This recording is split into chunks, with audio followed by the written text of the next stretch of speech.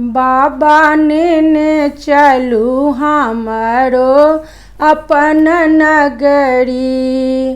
बाबा ने चलू हमरो अपन नगरी। हे अपन नगरी हे झारखंड नगरी।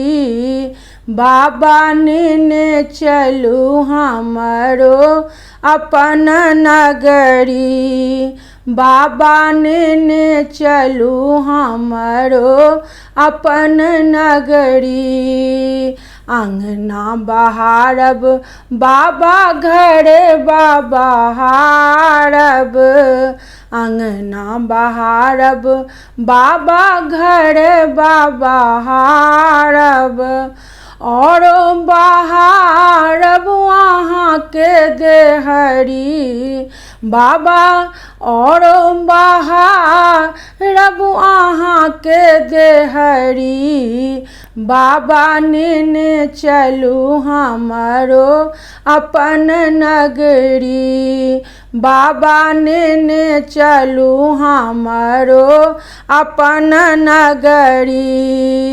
अहाँ के नगर में बाबा गंगा नहाएब। अहाँ के नगर में बाबा गंगा नहाएब।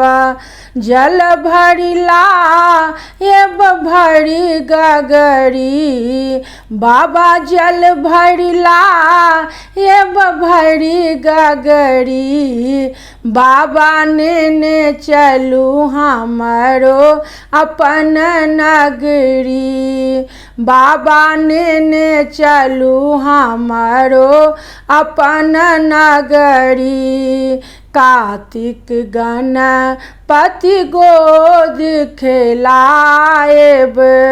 कार्तिक गणपति गोद खेलाएब।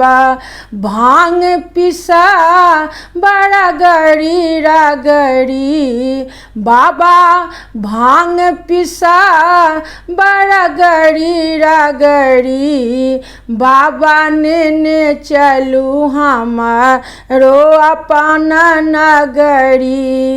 बाबा ने चलू हमरो अपन नगरी। साँझ सवेरे बाबा झांकी निहारब। साँझ सवेरे बाबा झांकी निहारब। जन्म सुफल होएत हमरी।